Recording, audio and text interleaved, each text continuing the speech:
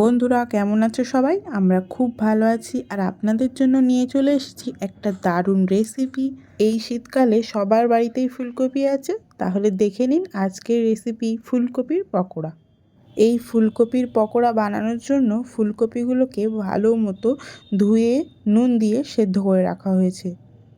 এই সেদ্ধ করা ফুলকপির মধ্যে এবার দিয়ে দেওয়া হচ্ছে ডিম, আদা রসুন বাটা, পরিমাণ মতো গোলমরিচ গুঁড়ো, পরিমাণ মতো চাট মশলা, রঙের জন্য কাশ্মীরি লঙ্কার গুঁড়ো, হাফ চামচ জিরের গুঁড়ো আর হাফ চামচ ধনের গুঁড়ো।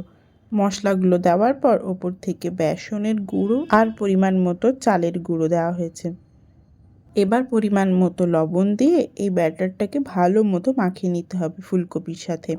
অল্প অল্প পানি দিয়ে এটাকে মাখিয়ে নিতে হবে, বেশি পাতলা হলে চলবে না।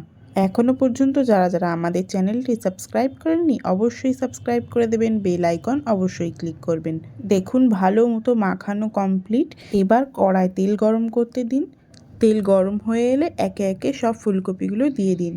একটু হাতে সময় নিয়ে ভাজুন, ভালো মতো এদিক ওদিক উল্টে পাল্টে লাল লাল করে ভেজে নেবেন। যেহেতু চালের গুঁড়ো দেওয়া আছে তাই জন্য এই পকোড়াটা পুরো মুচমুচে হচ্ছে। এই শীতের সন্ধেবেলা এই পকোড়া খেতে আপনাদের দারুণ লাগবে।